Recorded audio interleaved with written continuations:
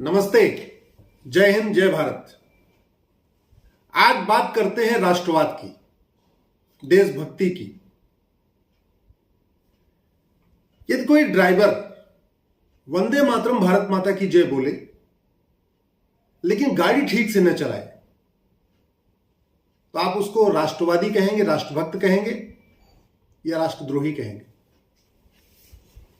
यदि कोई टीचर वंदे मातरम भारत माता की जय तो बोले लेकिन ईमानदारी से अपना काम न करे, स्कूल न जाए, अपनी हाजिरी लगाता रहे, बच्चों को न पढ़ाए, स्कूल जाके टाइम पास करे, तो आप उसको राष्ट्रभक्त कहेंगे या राष्ट्रद्रोही कहेंगे?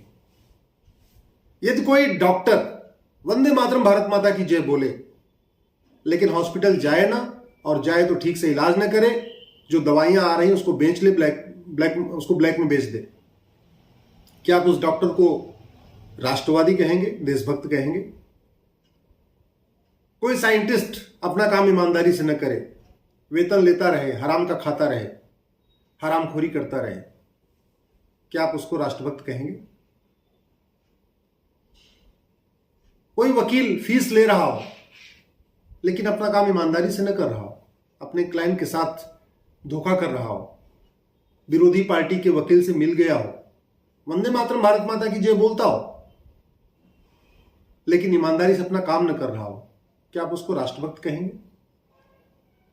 कोई जज, आईएएस ऑफिसर, आईपीएस ऑफिसर, जो भी है, सरकारी secretary, chief secretary, home secretary, principal secretary, सुबह से शाम तक वंदे मातरम भारत माता की जय बोलते रहे लेकिन पैसा लेके माफियाओं का साथ दें, खनन माफियाओं का साथ दें, ड्रग माफियाओं का साथ दें, स्मगलर्स का साथ दें, आप उसको देशभक्त कहेंगे या देशद्रोही कहेंगे? क्या कहेंगे आप? सोचिए आप जरा। मेरा व्यक्तिगत मानना यह है, राष्ट्रभक्ति का मतलब यह होता है अपने काम को मनसा वाचा कर्मणा, मन लगा के ईमानदारी से अपने काम को करना। जो जहां पे है, जो काम कर रहा है, कोई काम छोटा या बड़ा नहीं होता, कोई बड़ा देशभक्त छोटा देशभक्त नहीं होता। जो काम कर रहा है, अखबार बेचने वाला जो हॉकर है, अगर वो ईमानदारी से अपना अखबार पहुंचा रहा है तो सबसे बड़ा राष्ट्रभक्त है। ड्राइवर अगर अपना काम ईमानदारी से कर रहा है तो सबसे बड़ा राष्ट्रभक्त है। टीचर ईमानदारी से बच्चों को पढ़ा रहा है, पूरे टाइम स्कूल आ रहा है, टाइम पे जा रहा है, जितने भी बच्चों को होमवर्क दे रहा है, मतलब जो भी उसके काम है, जिसलिए उसको वेतन मिल रहा है, अगर अपना काम कर रहा है तो सबसे बड़ा राष्ट्रभक्त है। वो वंदे मातरम भारत माता की जय बोले या ना बोले, वो अपने आप में राष्ट्रभक्त है। कोई डॉक्टर ईमानदारी से लोगों का इलाज कर रहा है, भ्रष्टाचार नहीं कर रहा है, दवाइयां नहीं बेच रहा है, वो वंदे मातरम भारत माता की जय बोले या ना बोले, वो ईमानदार, वो अपने आप में राष्ट्रभक्त है। कोई वकील वंदे मातरम भारत माता की जय बोले या ना बोले, ईमानदारी से अपने क्लाइंट के साथ ईमानदारी से काम कर रहा है, वो राष्ट्रभक्त है। कोई जज हो, आईएएस हो, आईपीएस हो, नौकरशाह हो, कोई कुछ भी हो, ईमानदारी से अपना काम कर रहा है, वो वंदे मातरम भारत माता की जय बोले चाहे ना बोले, वो अपने आप में राष्ट्रभक्त है। इसी तरीके से सांसद और विधायक, जिनको हम माननीय कहते हैं, जिनको हम लॉ मेकर कहते हैं, जिसको हम कानून निर्माता कहते हैं, वो वंदे मातरम भारत माता की जय बोले या ना बोले, जय श्री राम बोले या ना बोले, अगर ईमानदारी से अपना काम कर रहा है, वो सबसे बड़ा राष्ट्रभक्त है। तो जिस तरीके से ड्राइवर की ड्यूटी है अच्छी तरीके से गाड़ी चलाना, मिस्त्री की ड्यूटी है अच्छी तरीके से घर बनाना, कुक जो खाना बनाने के लिए हम रखते हैं घर में, उसकी ड्यूटी अच्छी तरीके से खाना बनाना, साफ सफाई के लिए जो हमने रखा हुआ है घर में, उसकी ड्यूटी अच्छी तरीके से घर की साफ सफाई करना, टीचर की ड्यूटी है अच्छी तरीके से पढ़ाना, ड्राइवर की ड्यूटी है अच्छी तरीके गाड़ी चलाना, डॉक्टर की ड्यूटी है अच्छी तरीके इलाज करना। वैसे सांसद और विधायक की जो पहली ड्यूटी है, प्राइमरी ड्यूटी, वो क्या है? अच्छी तरीके कानून बनाना, सर्वोत्तम कानून बनाना। लेकिन मैं आपको एक एग्जांपल देता हूं, उससे बड़ा क्लियर हो जाएगा कि हमारे देश में किया क्या लोगों ने। हमारे देश में अपराध ज्यादा है, अमेरिका से ज्यादा है ना। अमेरिका में जैसे इंडियन पिनल कोड चलता है, वैसे जैसे भारत में इंडियन पिनल कोड चलता है, ऐसे अमेरिका में फेडरल पिनल कोड चलता है। आपको दिख रहा होगा फेडरल पिनल कोड लिखा है, आपको दिख रहा है नहीं? Federal penal code. भारत में क्राइम ज्यादा है, करप्शन ज्यादा है, अपराध ज्यादा है, भ्रष्टाचार ज्यादा है। इसके बावजूद हमारे यहां जो इंडियन पिनल कोड है उसमें टोटल 23 चैप्टर है, 23 अध्याय हैं। मतलब अध्याय की 23, अपराध की 23 कैटेगरी है। टोटल 23 तरीके के अपराध हैं, क्योंकि हर एक अपराध की एक कैटेगरी होती है तो एक चैप्टर बना दिया जाता है। तो भारत में कितने तरीके के अपराध हैं? 23। आईपीसी में कितने चैप्टर हैं? 23। अमेरिका के फेडरल पिनल कोड में, जहां आप समझिए क्राइम भी कम है, करप्शन भी कम है, इसमें 123 चैप्टर है, 123 चैप्टर हैं। यानी इन्होंने अपराध को, भ्रष्टाचार को 123 कैटेगरी बना रखा है। दूसरा एग्जांपल आपको देता हूं। भारत के इंडियन पिनल कोड में किडनैपिंग की जो मैक्सिमम सजा है वो 7 साल है। अपहरण करने की मैक्सिमम सजा कितनी है? 7 साल। एक आदमी का अपहरण करो, चाहे 10 आदमी का अपहरण करो, चाहे 20 आदमी का अपहरण करो, मैक्सिमम सजा कितनी हो गई? 7 साल। अमेरिका में फेडरल पिनल कोड में अपहरण की सजा आजीवन कारावास या फांसी। और एक आदमी को अगर किडनैप करेंगे तो एक आजीवन कारावास, 2 आदमी को किडनैप करेंगे तो दो आजीवन कारावास, 2 लाइफ सेंटेंस।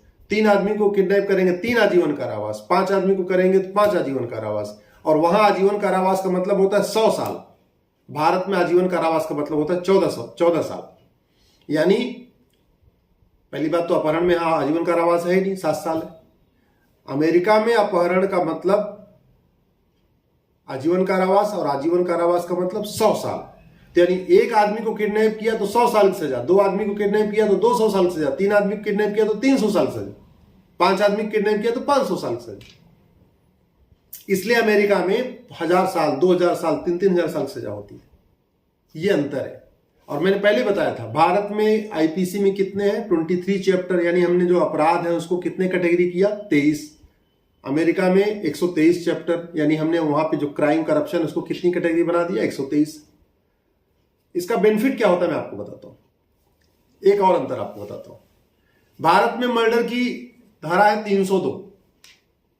अब वो 302, गोली मार दो तो भी 302, गला दबा दो तो भी 302, बिजली का तार टच करा दो तो भी 302, रोड रेज में मर्डर हो जाए तो भी 302, हेट क्राइम हो जाए तब भी 302, गोली मार दो तो भी 302, टुकड़े टुकड़े कर दो तब भी 302, जैसे भी कर दो। धारा कितनी है? 1, 302। अमेरिका के फेडरल पिनल कोड में मर्डर की अलग अलग धारा। नॉर्मल मर्डर अलग, बुचरिंग अलग, बुचरिंग मतलब टुकड़े टुकड़े काटना, स्लाटर, मैन स्लाटर अलग, यानी उसका गला रेतना चाकू से। हेट क्राइम, नफरत में अगर आपने किया उसकी अलग धारा है। हेट क्राइम किया मजहब के आधार पर, धर्म के आधार पर, उसकी अलग है। टेररिज्म अलग, जेनोसाइड अलग, आपने 10-20 लोगों को मारा तो जेनोसाइड हो गया, जेनोसाइड का अलग चैप्टर। इसका फायदा यह होता है चूंकि हमारे यहां केवल एक धारा 302 अब अच्छी तरीके से डिफाइन नहीं है मर्डर, तो डिस्ट्रिक्ट कोर्ट का जज उसका अलग इंटरप्रिटेशन करता है, हाई कोर्ट का जज उसका अलग इंटरप्रिटेशन करता है, सुप्रीम कोर्ट का जज अलग इंटरप्रिटेशन करता है। भाई क्लियरली डिफाइन नहीं है ना, तो डिपेंड हो गया सारा जज के ऊपर। बड़ा वकील आ गया अलग तरीके से उसको जज को समझाता है, छोटा वकील आया बेचारा अलग तरीके से समझाता है। इसलिए कई बार होता है कि डिस्ट्रिक्ट कोर्ट से आजीवन कारावास होता है, हाई कोर्ट से उसको माफ कर देता है। कई बार ऐसा होता है डिस्ट्रिक्ट कोर्ट सजा माफ कर देता है, हाई कोर्ट उसको आजीवन कारावास दे देता है। लेकिन अमेरिका में क्या है, सारे के सारे क्राइम वेल डिफाइंड है। हेट क्राइम अलग, मैन स्लाटर अलग, बुचरिंग अलग, हेट टेररिज्म अलग, जेनोसाइड अलग, सब अलग अलग डिफाइन है। तो जज अगर किसी को फेवर भी करना चाहे तो चाह के भी नहीं कर सकता। क्यों? क्योंकि सारे के सारे क्राइम अलग अलग वेल डिफाइंड है। आप जज उसमें अपनी इंटरप्रिटेशन नहीं करते, आप इंटरप्रिटेशन नहीं कर सकता, अपने हिसाब से इंटरप्रिटेशन नहीं कर सकता। तो वहां एक तो जो कानून बनाया वेल डिफाइंड बनाया। सजा मैंने आपको पहले ही बताया, यहां अपहरण में 7 साल, वहां अपहरण में लाइफ। वहां पे अभी एक आदमी ने 16,000 लोगों, जैसे पोंजी स्कीम नहीं होती, चिटफंड स्कीम जो कंपनियां बनाते हैं लोग, चिटफंड कंपनी बना के भाई आप इतना पैसा जमा करो, हम आपको ब्याज ज्यादा देंगे, बैंक से ज्यादा ब्याज देंगे, ऐसे स्कीम लॉन्च करते हैं। उसके बाद 1,000-2,000 लोगों को पैसा लेके चंपत हो जाते, उड़ जाते हैं। और भारत में आए दिन का धंधा है, कोई दिक्कत, करते जा रहे हैं, सजा होती नहीं है। इसलिए एक आदमी करता है, बड़ा आदमी बन जाता है, दूसरा वही स्कीम लॉन्च कर देते हैं। अमेरिका में एक आदमी ने चिटफंड स्कीम लॉन्च करके, यानी ये पूंजी जो स्कीम है इसको लॉन्च करके 16,000 लोगों को धोखा दिया था। उसको पता है कितनी साल सजा हुई है? 1,41,000 साल सजा हुई है। 1,41,000। आप सोच रहे होंगे कि आदमी तो जिंदा नहीं रहता। हाँ, जिंदा नहीं रहता, लेकिन एक दिमाग में फियर रहे, इतने इतने साल सजा हो रही है, दिमाग साइकोलॉजिकल फियर क्रिएट करने के लिए इतनी लंबी सजा दी जाती है वहां। और सजा वहां एक के बाद 2 होती है।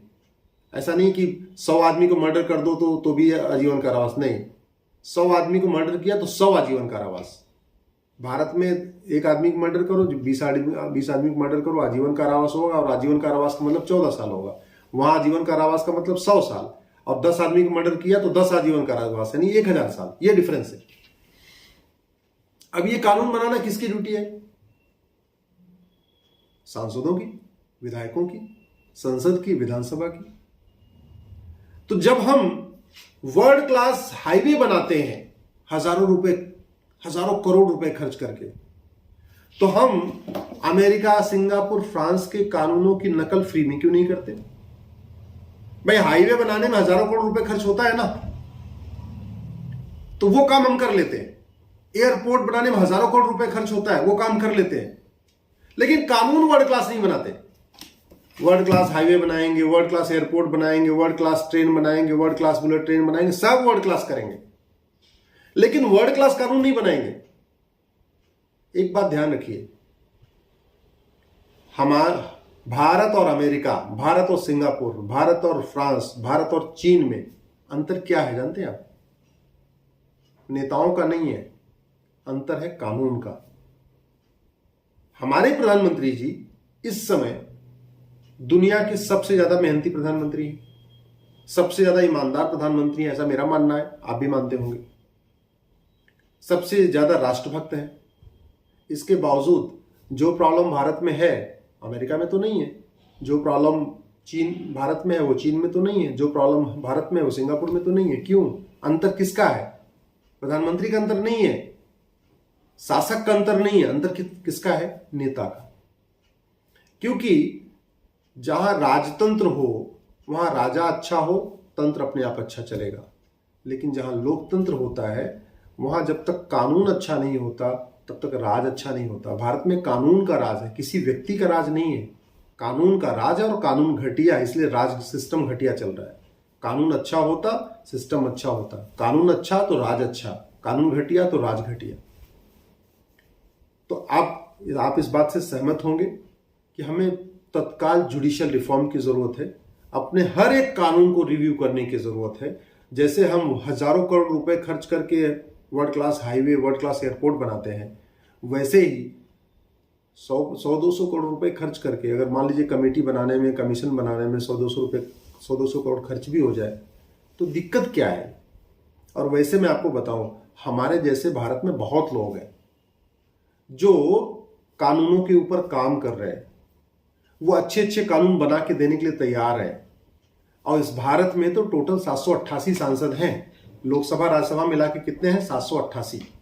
इन 788 में से आप अगर मान लो कि 288 अनपढ़ हैं, अनाड़ी हैं, 288 को नियम कानून नहीं पता, 288 को नहीं पता कि भारत के आईपीसी में क्या है, अमेरिका के फेडरल पिनल कोड में क्या है, 288 को नहीं पता कि भारत में कानून और सिंगापुर के कानूनों में क्या अंतर है। चलो ठीक है, अनपढ़ अनाड़ी उनको निकाल दो, वो जाति के आधार पे आ गए या टिकट खरीद के आ गए, जैसे भी आ गए, चमचागिरी करके आ गए या जैसे भी रहे हो, पार्टी अध्यक्ष के घर परिवार के हैं, रिश्तेदार नाते हैं, जैसे उनको टिकट मिल गया जीत गए, उनको बाहर निकालिए। बचे कितने? 500। यानी लोकसभा राज्यसभा मिला के 500 ऐसे लोग हैं जो पढ़े लिखे हैं, समझदार हैं।